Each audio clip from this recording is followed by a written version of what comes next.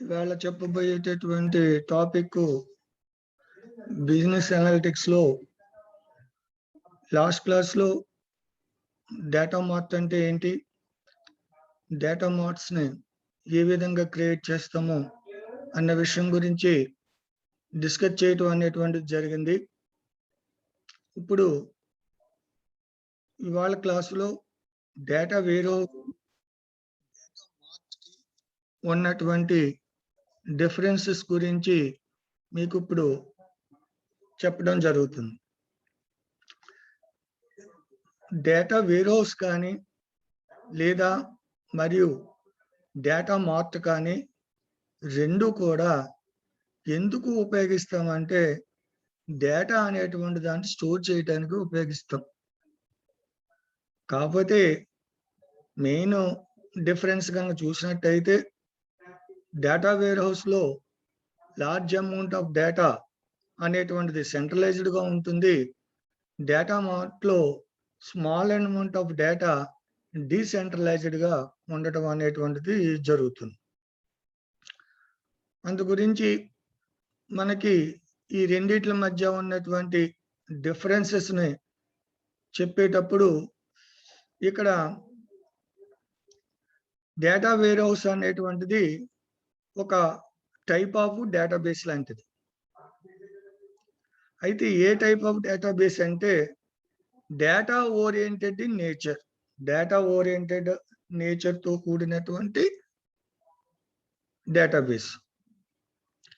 Data mart అనేటువంటిది కూడా ఒక టైప్ ఆఫ్ డేటాబేసే, ఎందుకంటే రెండు కూడా డేటాను స్టోర్ చేయడానికి ఉపయోగపడతాయి. డేటా వేర్ హౌస్ అయినా ఒక డేటాబేసే, డేటా మార్ట్ అన్నా కూడా మనకి ఒక రకమైనటువంటి డేటాబేస్ కిందే వస్తుంది. అయితే డేటా వేర్ హౌస్ లో ఉన్నటువంటి డేటాబేస్ ఏమో డేటా ఓరియంటెడ్ డేటా నేచర్ ఉన్నటువంటి డేటాబేస్ అవుతుంది. డేటా మార్ట్ లో ఉన్నటువంటి డేటా ఏదైతే ఉందో ఈ డేటా మార్ట్ లో ఉన్నటువంటి డేటాబేస్ అనేటువంటిది ప్రాజెక్ట్ ఓరియంటెడ్ నేచర్ తో ఉండటం అనేది జరుగుతుంది. ఇక్కడ దాదర్ డిఫరెన్స్ కనుక చూసినట్టయితే between two the data warehouse and data mart is that ఇక్కడ డేటా వేర్ హౌస్ అనేటువంటిది యొక్క స్కోప్ చాలా ఎక్కువగా ఉండటం అనేది జరుగుతుంది. డేటా మార్ట్ యొక్క స్కోప్ ఏదైతే ఉందో ఈ డేటా మార్ట్ యొక్క స్కోప్ అనేటువంటిది లిమిటెడ్ స్కోప్ అయి ఉండటం అనేది జరుగుతుంది. అంటే డేటా వేరియస్ పరిధి ఎక్కువగా ఉంటుంది, ఎంచేత దాంట్లో ఎక్కువ అమౌంట్ ఆఫ్ డేటా స్టోర్ అయి ఉంటుంది. కాబట్టి డేటా మార్ట్ యొక్క పరిధి, స్కోప్ అంటే పరిధి, డేటా మార్ట్ యొక్క స్కోప్ యొక్క పరిధి చాలా లిమిటెడ్ గా ఉండటం అనేటువంటిది జరుగుతుంది. అంటే ఇక్కడ నేను చెప్పేది ఏంటంటే డేటా వేర్హౌస్ అయినా డేటా మార్ట్ అయినా రెండు కూడా డేటాను స్టోర్ చేయడానికి ఉపయోగిస్తాం. డేటా వేర్హౌస్ లో కానీ డేటా మార్ట్ లో కానీ డేటాబేస్ రూపంలోనే డేటా అనేటువంటిది స్టోర్ అవుతుంది. డేటా వేర్హౌస్ లో కనుక అయినట్టయితే డేటా ఓరియంటెడ్ నేచర్ లో డేటాబేస్ అనేటువంటి టైపులు ఉంటాయి. డేటా మార్ట్ లో కనుక అన్నట్టయితే ప్రాజెక్ట్ ఓరియంటెడ్ నేచర్ కలిగినటువంటి డేటాబేసెస్ టైప్లు డేటా మార్ట్ లో ఉండటం అనేది జరుగుతుంది.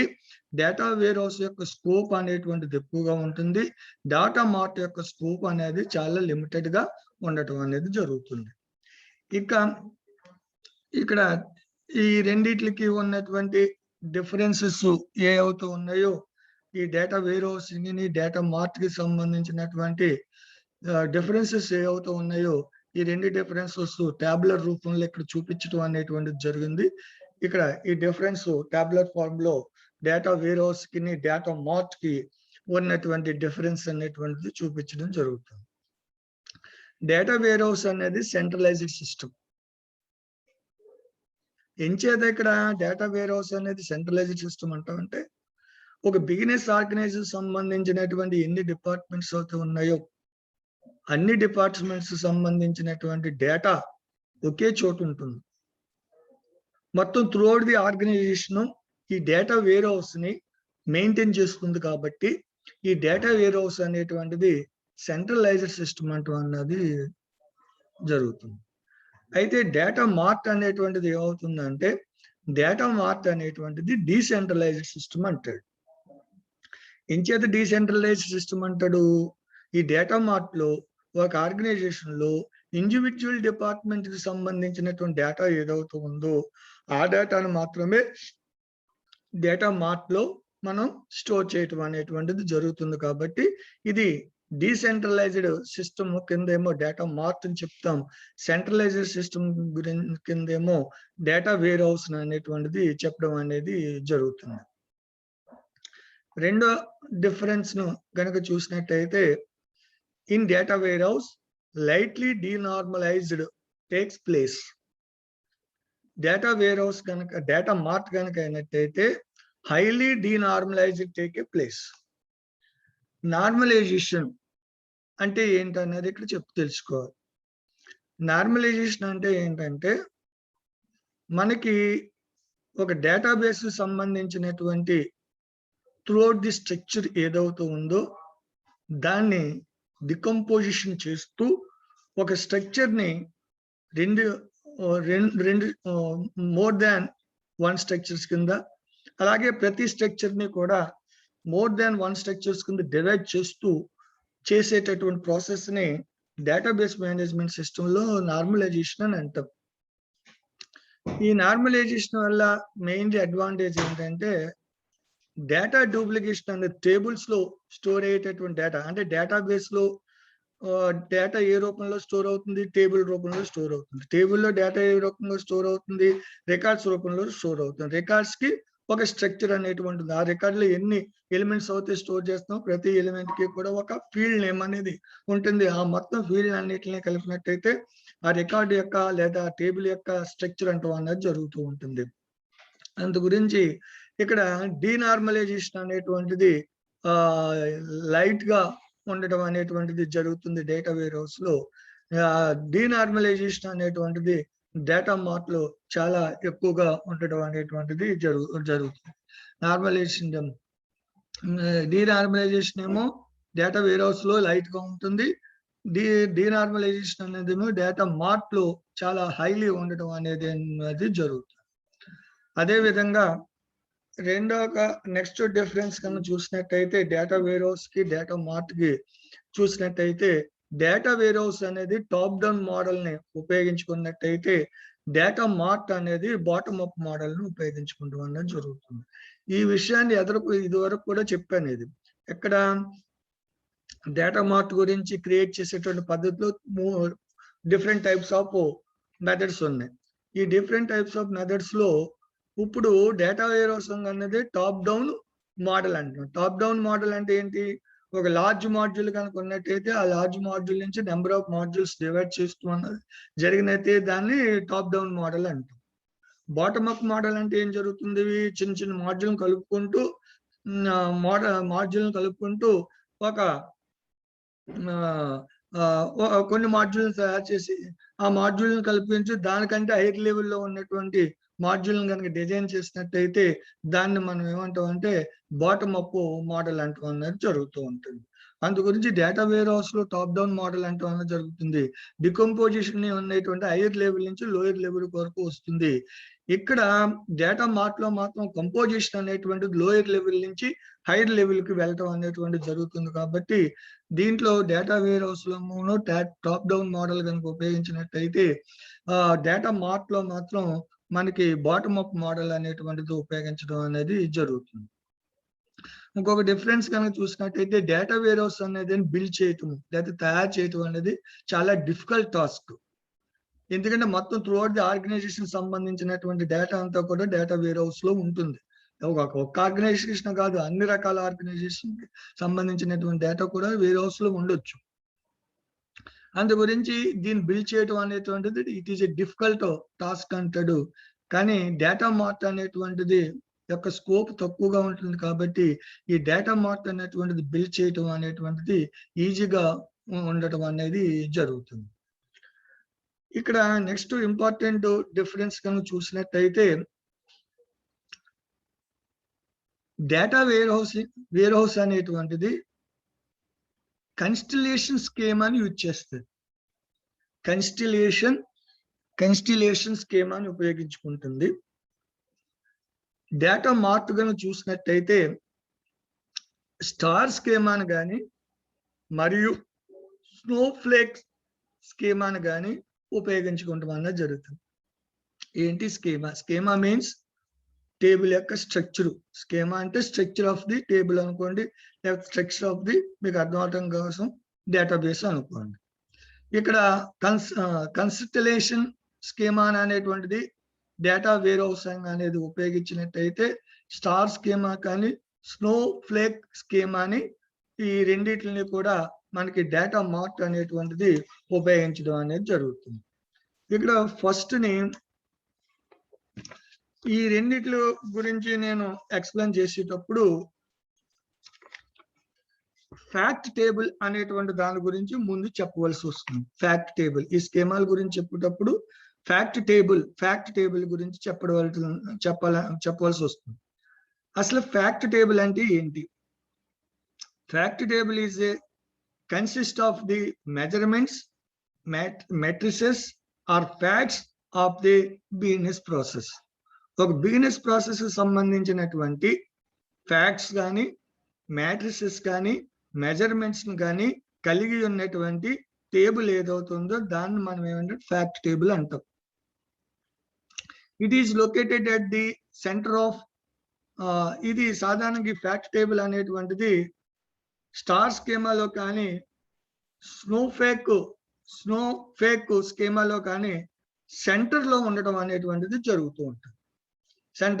సెంటర్ లో ఈ ఫ్యాక్ట్ టేబుల్ సెంటర్ లో ఈ స్నో ఫేక్ స్కీమా కానీ లేకపోతే స్టార్ స్కీమాస్ కానీ ఉంటుంది. ఈ రెండు స్కీమాలు దేనికి ఉపయోగిస్తాం? డేటా మార్ట్ కి ఉపయోగిస్తాం.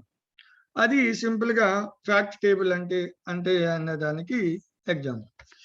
ఫ్యాక్ట్ టేబుల్ అంటే ఏంటన్నది, ఈ ఫ్యాక్ట్ టేబుల్స్ మధ్యలోనే ఈ 2 types of schema, star schema and snow flake schema అనేటువంటిది ఉండటం అనేది జరుగుతుంది. అటువంటి టైప్ ఆఫ్ స్కీమాని ఈ డేటా మార్ట్ అనేటువంటిది ఉపయోగిస్తుంది.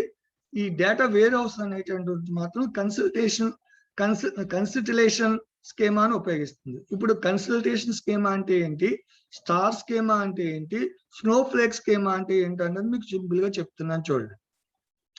కన్సల్టేషన్ స్కీమా అంటే మల్టిపుల్ ఫ్యాక్ట్ టేబుల్స్. ఇప్పుడు ఫ్యాక్ట్ టేబుల్ అంటే ఏంటో చెప్పాను కదా నేను. ఫ్యాక్ట్ టేబుల్ అంటే ఏంటో బిజినెస్ ప్రాసెస్ సంబంధించినటువంటి మెట్రిక్స్ కానీ, మెజర్మెంట్స్ కానీ, ఫ్యాక్ట్స్ కానీ స్టోర్ అయ్యేటటువంటి టేబుల్ ని ఫ్యాక్ట్ టేబుల్ అంటున్నాం. ఇటువంటి ఫ్యాక్ట్ టేబుల్ కలిగి ఉన్నటువంటి స్కీమా ఏదవుతుందో అటువంటి స్కీమాని మనం కన్సిస్టలేషన్ స్కీమా అంటూ అనేది జరుగుతుంది. అటువంటి టైప్ ఆఫ్ స్కీమాని డేటా వేర్ హౌస్ అనేటువంటిది ఉపయోగించడం అనేది జరుగుతుంది. రెండోది, ఇప్పుడు డేటా మార్ట్ లో ఉపయోగించే 2 స్కీమాస్ ఉన్నాయి. ఇది స్టార్ స్కీమా ఒకటి, స్నో ఫ్లేక్ స్కీమా ఒకటి. ఈ స్టార్ స్కీమా అంటే ఏంటంటే 1 or more ఫ్యాక్ట్ టేబుల్స్ మాత్రమే ఉంటాయి. కన్సిస్టలేషన్ స్కీమా అంటే 1 or more కాదు, మల్టిపుల్ ఫ్యాక్ట్ టేబుల్స్ అనేటువంటిది ఉండటం అనేది జరుగుతుంది.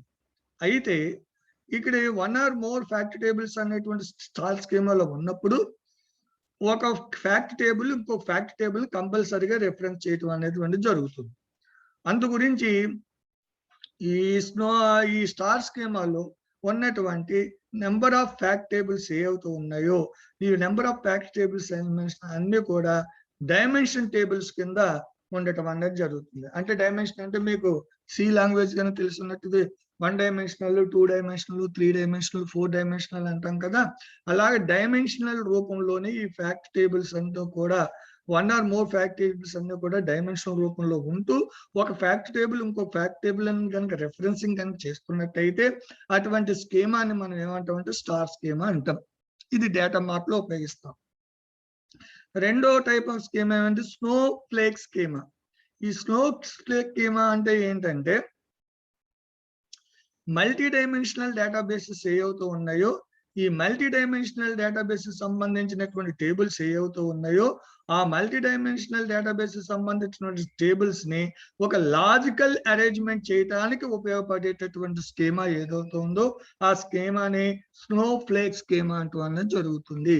ఈ 2 రకాలైనటువంటి స్కీమాస్ కూడా మనకి దేంట్లో ఉపయోగిస్తామంటే మనం డేటా మార్ట్ లో ఉపయోగించడం అనేది జరుగుతుంది. డేటా వేర్ హౌస్ అనేది వెరీ ఫ్లెక్సిబుల్ గా ఉంటుంది. డేటా మార్ట్ అనేటువంటిది మాత్రం అంత ఫ్లెక్సిబుల్ గా ఉండటం అనేటువంటిది జరగదు. ఎందుకంటే స్మాల్ అమౌంట్ ఆఫ్ ఇన్ఫర్మేషన్ మాత్రమే డేటా మార్ట్ లో ఉండటం అనేది జరుగుతూ ఉంటుంది. ఇది డేటా వేర్ హౌస్ అనేది పైన కూడా చెప్పాను ఇక్కడ ముందు క్లాస్ లో. డేటా వేర్ హౌస్ అనేది డేటా వేరియంటెడ్ నేచర్ లో ఉంటుంది. డేటా మార్ట్ అనేటువంటిది మాత్రం ప్రాజెక్ట్ ఓరియంటెడ్ నేచర్ లో ఉండటం అనేటువంటిది జరుగుతుంది. డేటా వేర్ హౌస్ అనేటువంటి యొక్క లైఫ్ లాంగ్ లైఫ్, చాలా ఎక్కువ కాలం డేటా వేర్ హౌస్ అనేటువంటిది ఉంటుంది. డేటా మార్ట్ యొక్క లైఫ్ మాత్రం short life than data warehouse. Data warehouse తో కనుక మనం కంపారిజన్ కనుక చేసుకున్నట్టయితే మనకి డేటా మార్ట్ యొక్క లైఫ్ చాలా తక్కువ కాలం ఉంటుంది. డేటా వేర్ హౌస్ యొక్క లైఫ్ మాత్రం లాంగ్ లైఫ్ ఉండటం అనేటువంటిది ఉంటుంది. ఇక్కడ ఇంకొక డిఫరెన్స్ కనుక చూసినట్టయితే ఇక్కడ డేటా అంతా కూడా డేటా వేర్ హౌస్ లో డీటెయిల్డ్ ఫార్మ్ లో ఉండటం అనేది జరుగుతుంది. డేటా మార్ట్ లో మాత్రం ఏమి ఉంటుందంటే కేవలం సమరైజ్డ్ డేటా మాత్రమే, సమరైజ్డ్ ఫామ్ మాత్రమే ఈ డేటా మార్ట్ లో మాత్రం ఉండటం వల్ల జరుగుతుంది. డీటెయిల్ ఫామ్ మాత్రం, డీటెయిల్ ఇన్ఫర్మేషన్ మాత్రం డేటా వేర్ హౌస్ లో ఉండటం అనేటువంటిది జరుగుతుంది. అదే విధంగా డేటా వేర్ హౌస్ యొక్క సైజ్ అనేది చాలా ఎక్కువగా ఉంటుంది. డేటా మార్ట్ యొక్క సైజ్ ఏదవుతుందో కంపారిటివ్ డేటా వేర్ చూసుకున్నట్లయితే డేటా మార్ట్ యొక్క సైజ్ అనేది చాలా స్మాలర్ గా ఉండటం అనేటువంటిది జరుగుతుంది. ఇవి differences between data warehouse and data mart. Next దీంట్లో మనం డిస్కస్ చేసేటటువంటి ఇంకో స్మాల్ టాపిక్ ఏంటంటే డేటా ఇంటిగ్రేషన్. అసలు డేటా ఇంటిగ్రేషన్ అంటే ఏంటి? డేటా అనేటువంటి దాన్ని మల్టిపుల్ స్టోర్స్ లో స్టోర్ చేయటం అనేది జరుగుతుంది. అంటే డేటా అనేటువంటి దాన్ని చాలా ప్లేసెస్ లో, చాలా చోట్ల మనం స్టోర్ చేయటం అన్నది జరుగుతుంది. అలాగే డిఫరెంట్ ప్లేసెస్ లో మనం స్టోర్ చేసినటువంటి డేటా ఏదైతే ఉందో, మల్టిపుల్ డేటా స్టోర్స్ లో స్టోర్ చేసినటువంటి డేటా ఏదైతే ఉందో ఆ డేటాని అంతటిని మెర్జింగ్ చేసేటటువంటి ప్రాసెస్ ఏదైతే ఉందో, ఆ మెర్జింగ్ చేసి ఆ మెర్జ్ చేసినటువంటి డేటా ఏదైతే ఉందో ఆ డేటాని తీసుకెళ్లి దేంట్లో ఉంచాలంటే డేటా వేర్ హౌస్ లో ఉంచాలి. దీన్ని డేటా ఇంటిగ్రేషన్ అంటాం. అర్థమైందా? డేటా ఇంటిగ్రేషన్ అంటే ఏంటంటే మల్టిపుల్ డేటా స్టోర్స్ లో డేటా అనేటువంటి దాన్ని తీసుకుని మల్టిపుల్ డేటా సోర్స్ నుంచి డేటా అనేటువంటి, అంటే మల్టిపుల్ డేటా సోర్స్ అంటే డిఫరెంట్ ప్లేసెస్ లో స్టోర్ అయినటువంటి డేటాని తీసుకుని దాన్ని మెర్జ్ చేసి దాన్ని తీసుకెళ్లి డేటా వేర్ హౌస్ లో ఉంచేటటువంటి విధానాన్ని మనం డేటా ఇంటిగ్రేషన్ అంటాం అన్నది జరుగుతుంది.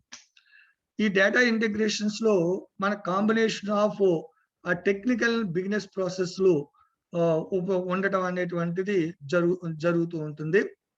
ఎందుకు దీంట్లో combination of technical and business ప్రాసెస్లు ఉంటాయంటే మనకి ఈ డేటా అనేటువంటిది మెర్జ్ చేసేటప్పుడు అవి డిఫరెంట్ డేటా స్టోర్స్ లో ఉంటాయి కాబట్టి ఆ డిఫరెంట్ డేటా స్టోర్స్ లో ఉన్నటువంటి డేటాను మనం కంబైన్ అనేటువంటిది చేయాలి. కాబట్టి అప్పుడు కంబైన్ చేసేటప్పుడు వచ్చేటటువంటి ఇన్ఫర్మేషన్ ఏదవుతుందో ఆ ఇన్ఫర్మేషన్ అంతా కూడా ఒక మీనింగ్ఫుల్ గా ఉండాలి, వాల్యుబుల్ ఇన్ఫర్మేషన్ అవ్వాలి. కాబట్టి ఆ వాల్యుబుల్ ఇన్ఫర్మేషన్ కింద, మీనింగ్ఫుల్ ఇన్ఫర్మేషన్ కింద డిఫరెంట్ డేటా స్టోర్స్ లో డేటా అనేటువంటి తీసుకోవాలి. కాబట్టి అలా తీసుకోవడానికి ఈ డేటా ఇంటిగ్రేషన్స్ లో కొన్ని రకాలైనటువంటి టెక్నికల్ అండ్ బిజినెస్ ప్రాసెస్ మనం ఇక్కడ ఉపయోగించడం అనేది జరుగుతుంది. అదేవిధంగా ఈ డేటా స్టోర్స్ నుంచి మనం స్టోర్ చేసేటటువంటి తీసుకునేటువంటి డేటా ఏదైతే ఉందో ఈ డేటా అంతా కూడా హెట్రోనియస్ డేటా అయి ఉంటది. హెట్రోజీనియస్ డేటా అయి ఉంటది. హెట్రోజీనియస్ అంటే ఒక డేటా సోర్స్ కు ఇంకో డేటా సోర్స్ కు డిఫరెంట్ గా ఉండడం అనేది జరుగుతుంది. రెండు ఒకే రకమైనటువంటి డేటా సోర్స్ కాదు, డిఫరెంట్ రకాలైనటువంటి డేటా సోర్స్ నుంచి మన డేటా అనేటువంటి రిట్రీవ్ చేసి దాన్ని కంబైన్ చేయడం అనేది జరుగుతూ ఉంటుంది. అప్పుడు డిఫరెంట్ హెట్రోజీనియస్ డేటా సోర్స్ నుంచి డేటాని తీసుకుంటాం కాబట్టి ఒక్కొక్క హెటరోజీనియస్ సోర్స్ లోను ఒక్కొక్క రకమైనటువంటి స్ట్రక్చర్ తోటి ఆ డేటా స్టోర్ అయి ఉండటం అన్నది జరుగుతూ ఉంటుంది. అలాగే డిఫరెంట్ స్ట్రక్చర్ తో ఉన్న డేటా ఏదవుతుందో ఆ డేటాని అన్నిటిని మనం రిట్రీవ్ చేసి కంబైన్ చేయడానికి ఓ స్పెసిఫిక్ ఫార్మ్ అనేటువంటిది ఉపయోగించి ఆ స్పెసిఫిక్ ఫార్మ్ ప్రకారంగానే మనం డేటా అనేటువంటిది మెర్జ్ చేయడం అనేటువంటిది జరుగుతూ ఉంటుంది. ఇది మనకి ఈ ప్రాసెస్ అంతా కూడా డేటా ఇంటిగ్రేషన్స్ లో జరగటం అనేది జరుగుతుంది. అయితే ఈ డేటా ఇంటిగ్రేషన్ అనేటువంటిది ఇంప్లిమెంట్ చేయడానికి డేటా వేర్ హౌస్ లోనే ఈ డేటా ఇంటిగ్రేషన్ అనేది చేయాలి. అలాగే డేటా వేర్ హౌస్ లోనే డేటా ఇంటిగ్రేషన్ అనేది ఇంప్లిమెంట్ చేసేటప్పుడు దీనికి కొన్ని రకాలైన స్పెషల్ టైప్ ఆఫ్ సాఫ్ట్వేర్స్ ఉంటాయి ఈ డేటా ఇంటిగ్రేషన్ అనేది చేయడానికి. అటువంటి స్పెషల్ టైప్ ఆఫ్ సాఫ్ట్వేర్స్ అనేటిని తీసుకుని మనం ఈ డేటా ఇంటిగ్రేషన్ అనేది తీసుకుని దాన్ని తీసుకెళ్లి డేటా వేర్ హౌస్ లో ఉంచడం అనేటువంటిది జరుగుతూ ఉంటుంది. ఇక్కడ ఈ డేటా ఇంటిగ్రేషన్ యొక్క diagram methods of data integration ఎలా ఉంటుంది అన్నది చూపించాం. డేటా ఇంటిగ్రేషన్ లో different types of sources, different types of heterogeneous stores నుంచి డేటా అనేటువంటిది రిట్రీవ్ చేసుకుంటాం. కాబట్టి ఇక్కడ మీరు ఈ డయాగ్రామ్ అబ్జర్వ్ చేసినట్టయితే మనకి ఏ అనేటువంటి డేటా సోర్స్ ఉంది, బి అనేటువంటి డేటా సోర్స్ ఉంది, సి అనేటువంటి డేటా సోర్స్ ఉంది. ఈ 3 డేటా సోర్స్ నుంచి 3 డిఫరెంట్ హెటరోజీనియస్ డేటా సోర్స్ కాబట్టి ఈ 3 నుంచి డేటా అనేటువంటి దాన్ని తీసుకుని మెర్జ్ చేయాలి. ఆ మెర్జ్ చేయడానికి ఈటీఎల్ ప్రాసెస్ అనేది ఉపయోగపడుతుంది. ఈటీఎల్ ప్రాసెస్ అంటే ఇది వరకు ఆల్రెడీ మీకు ఎక్స్ప్లెయిన్ చేశాను. ఆ ఈటీఎల్ ప్రాసెస్ ద్వారా ఈ డేటా అనేటువంటి ఈటీఎల్ ప్రాసెస్ లోనే కాంబినేషన్ ఆఫ్ టెక్నికల్ బిజినెస్ ప్రాసెస్లు ఉంటాయి. వాటి ద్వారా డేటా అనేటువంటి మెర్జ్ చేసి దేంట్లో స్టోర్ అవుతుంది, డేటా వేర్ హౌస్ లో స్టోర్ అవటం అనేది జరుగుతుంది. అదే విధంగా రెండో ఫిగర్ బి కనుక చూసినట్టయితే అప్లికేషన్ ఏ అనేది ఉంది, అప్లికేషన్ బి అనేది ఉంది, అప్లికేషన్ సి అనేటువంటిది ఉంటుంది. ఇక్కడ షేర్డ్ డేటా అనేటువంటిది ఉంటుంది. షేర్డ్ డేటా అంటే ఏంటంటే ఒక డేటా ఎన్ని నెంబర్ ఆఫ్ అప్లికేషన్స్ కైనా సరే అవైలబిలిటీ ఉన్నట్టయితే అటువంటి డేటాను మనం షేర్డ్ డేటా అంటాం. ఇటువంటి షేర్డ్ డేటాని మనకి డిఫరెంట్ అప్లికేషన్స్ మనకు ఉపయోగించుకుంటూ అన్నది జరగాలి. అలా జరగాలి అన్నట్టయితే డేటా ఇంటిగ్రేషన్ అనేటువంటిది జరగాలి. ఈ రెండవ డయాగ్రామ్ లో అదే చూపించాం. అప్లికేషన్ ఏ, అప్లికేషన్ బి, అప్లికేషన్ సి, ఆ 3 అప్లికేషన్స్ కూడా షేర్ డేటా అనేటువంటి దాన్ని ఉపయోగించుకుంటాం అనేటువంటిది జరిగింది. అయితే నెక్స్ట్ ఈ డేటా ఇంటిగ్రేషన్ సంబంధించి డేటా ఇంటిగ్రేషన్ అనేటువంటి చేసేటప్పుడు కొన్ని రకాలైనటువంటి ఇష్యూస్ అనేటువంటిది అరైజ్ అవడం అనేది జరుగుతుంది. ఆ ఇష్యూస్ రాకుండా ఈ డేటా ఇంటిగ్రేషన్ అనేటువంటిది జరగాలి. దీంట్లో మొదటిది ఏంటంటే స్కీమా ఇంటిగ్రేషన్. ఈ స్కీమా ఇంటిగ్రేషన్స్ లో మనం ఒక రకంగా చెప్పాలంటే డేటా అనేటువంటిది అంతా కూడా డేటా బేస్ రూపంలో స్టోర్ అవుతుంది. ప్రతి డేటా బేస్ లోనూ టేబుల్స్ ఉంటాయి. ఆ టేబుల్స్ లో ప్రతి టేబుల్ కి ఒక స్ట్రక్చర్ ఉంటుంది. కాబట్టి ముందు ఆ స్ట్రక్చర్ ని ఇంటిగ్రేట్ చేసిన తర్వాత అప్పుడు దానికి ఆ స్ట్రక్చర్ సంబంధించిన డేటా ఏదవుతుందో ఆ డేటాను మనం ఇంటిగ్రేట్ చేయాలి. అందుకోసం ఫస్ట్ ని మనం ఈ డేటా ఇంటిగ్రేషన్ అనేటువంటి చేసేటప్పుడు వచ్చేటటువంటి మెయిన్ ఇష్యూ ఏంటంటే ఎంటిటీని ఐడెంటిఫికేషన్ చేయడం అనేటువంటి ప్రాబ్లం వస్తుంది. ఈ కంబైన్ చేయడానికి ఏ ఎంటిటీస్ ని మనం కంబైన్ చేయవలసి వస్తుంది అనేటువంటి దాన్ని ఈ ఎంటిటీ ఐడెంటిఫికేషన్స్ లో ప్రాబ్లం అనేటువంటిది రావటం అనేది జరుగుతుంది. ఈ ఎంటిటీ ఐడెంటిఫికేషన్ లో వచ్చినటువంటి ప్రాబ్లమ్ ని మనం ఏ విధంగా తొలగిస్తామంటే ఇక్కడ ఇది వరకు మీకు మెటా డేటా అనేటువంటిది ఉంది. ఈ మెటా డేటా అంటే ఏంటి? డేటా గురించి చెప్పేటటువంటి డేటా. ఈ డేటా అనేటువంటిది ఎక్కడ అవైలబిలిటీ ఉంటుంది? మెటా డేటా అనేది డేటా బేసెస్ లోనూ అవైలబిలిటీ ఉంటుంది, డేటా వేర్ హౌసెస్ లోనూ కూడా అవైలబిలిటీ ఉంటుంది. ఎందుకంటే మనకి ఇంటిగ్రేట్ చేసేది కూడా డేటాబేస్ లో ఉన్నటువంటి డేటాను కానీ డేటా వేర్ హౌస్ లో ఉన్నటువంటి డేటాను కానీ మనం ఇంటిగ్రేట్ చేస్తాం. అప్పుడు ఈ రెండు వీటి నుంచి మన డేటాని తీసుకుని ఇంటిగ్రేట్ చేసేటప్పుడు ఈ ఎంటిటీ ఐడెంటిఫికేషన్ ప్రాబ్లం కనుక వచ్చినట్టయితే అప్పుడు ఈ మెటా డేటాకి సంబంధించినటువంటి ఇన్ఫర్మేషన్ తీసుకోవాలి. ఈ మెటా డేటా ఇన్ఫర్మేషన్ ఎక్కడ ఉంటుందంటే డేటాబేస్ లో కానీ డేటా వేర్ హౌస్ లో కానీ ఉంటుంది. వీటి యొక్క హెల్ప్ తీసుకుని అంటే మెటా డేటా యొక్క హెల్ప్ తీసుకుని ఈ స్కీమా అనేటువంటిది ఈ ముందు ఇంటిగ్రేషన్. స్కీమా అంటే స్ట్రక్చర్ ఆఫ్ ది టేబుల్ అని. స్కీమా అనేది ముందు ఇంటిగ్రేషన్ చేయాలి. ఇలా చేయటం వల్ల అప్పుడు ఆ డేటాని ఇంటిగ్రేట్ చేసేటప్పుడు వచ్చేటటువంటి ఎర్రర్స్ ఏవైతే ఉన్నాయో ఆ డేటాని ఇంటిగ్రేట్ చేసేటప్పుడు వచ్చేటటువంటి ఎర్రర్స్ అవాయిడ్ అవ్వటం అనేటువంటిది జరుగుతుంది. నెక్స్ట్ ఈ డేటా ఇంటిగ్రేషన్ లో వచ్చేటటువంటి ఇంకొక టైప్ ఆఫ్ ఇష్యూ ఏంటంటే రిడెండెన్సీ. రిడెండెన్సీ అంటే మనం నెంబర్ ఆఫ్ టేబుల్స్ నుంచి డేటా అనేటువంటి దాన్ని కానీ లేదా స్ట్రక్చర్ అనేటువంటి దాన్ని కానీ తీసుకుని ఇంటిగ్రేట్ అనేటువంటిది చేస్తాం. అంటే డిఫరెంట్ టేబుల్స్ నుంచి మనకి డేటా వాల్యూస్ అనేటువంటిది డిరైవ్ అవుతుంది. Data values are attributes. Attributes అంటే ఒక రికార్డుకి సంబంధించినటువంటి ఒక ఫీల్డ్ మనం ఒక అట్రిబ్యూట్ అంటాం. అంటే డిఫరెంట్ టేబుల్స్ నుంచి మన డేటా వాల్యూస్ కానీ అట్రిబ్యూట్స్ కానీ మనం డెరైవ్ చేయడం అనేది జరుగుతుంది. ఇలా డెరైవ్ చేసేటప్పుడు మనకి రిడెండెన్సీ అనేటువంటిది రావడానికి మనకి అవకాశం ఉంటుంది. రిడెండెన్సీ అంటే ఏంటి? Repetition of same data or repetition of same attribute. ఒక అట్రిబ్యూట్ రిపిటేషన్ ఉండొచ్చు, లేదా ఒకే డేటా వాల్యూ రిపిటేషన్ అనేటువంటిది ఉండొచ్చు. ఆ రిపిటేషన్ అనేటువంటిది ఒకే డేటాకి డిఫరెంట్ వాల్యూస్ అనేటువంటిది ఉండొచ్చు. ఏంటి ఒకే డేటాకి డిఫరెంట్ వాల్యూస్ అంటే మీకు మీనింగ్ చెప్తున్నాను చూడండి. ఒకే డేటాకి డిఫరెంట్ వాల్యూస్ ఉండడం అంటే ఇప్పుడు సపోజ్ కాలేజీ అడ్మినిస్ట్రేషన్ తీసుకున్నారనుకోండి, ఫీజు కలెక్షన్ సెక్షన్ ఒకటి ఉంది, ఎగ్జామినేషన్ సెక్షన్ ఒకటి ఉంది అనుకోండి.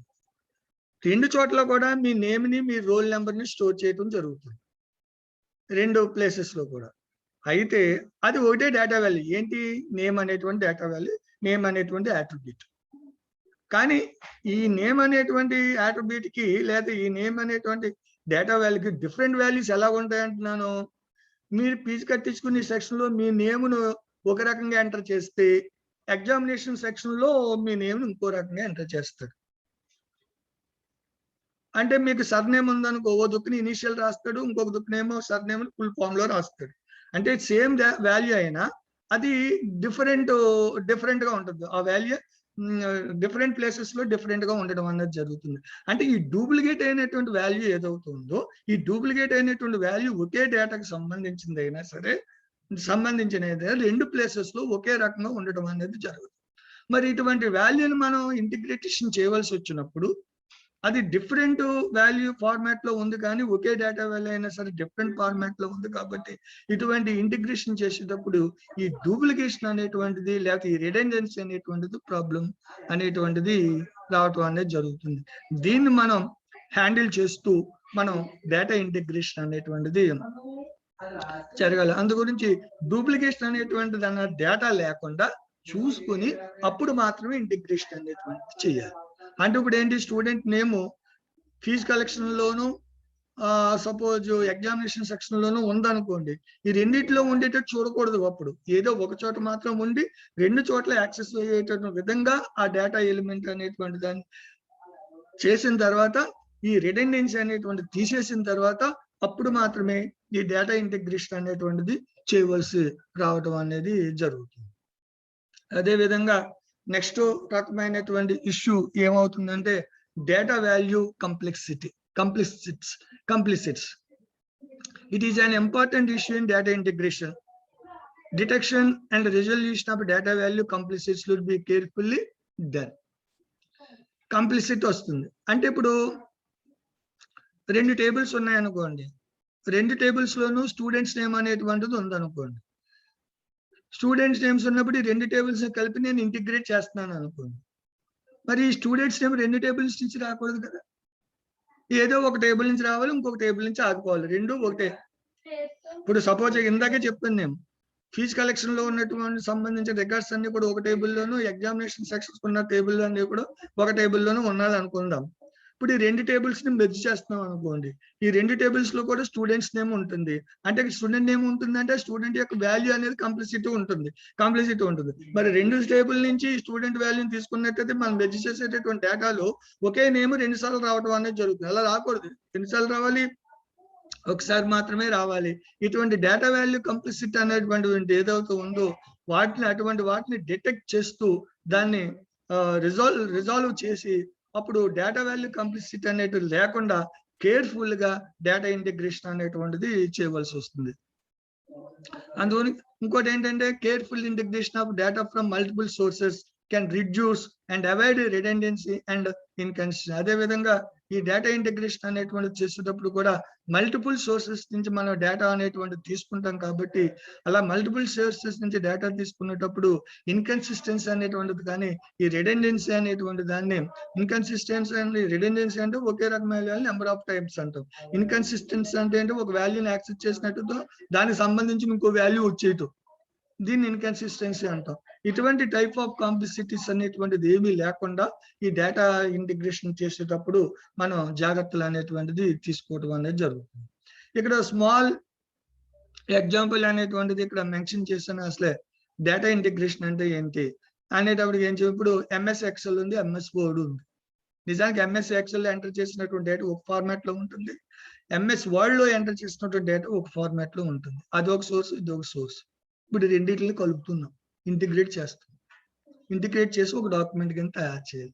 అటువంటిప్పుడు ఏ పద్ధతుల్ని ఉపయోగించాలి అనేటువంటిది పైన చెప్పినటువంటి ఇష్యూస్ అనేటువంటి దరైజ్ చేయకుండా మనం జాగ్రత్తలు తీసుకుని రెండు ఎక్సెల్ లోను మైక్రోసాఫ్ట్ వర్డ్ డాక్యుమెంట్ లో రెండు ఉన్నటువంటి డేటాని కలపడం అనేది, ఇంటిగ్రేట్ చేయడం అనేటువంటిది జరగాలి. ఇది సింపుల్ గా మనకి డేటా ఇంటిగ్రేషన్ అంటే ఏంటి.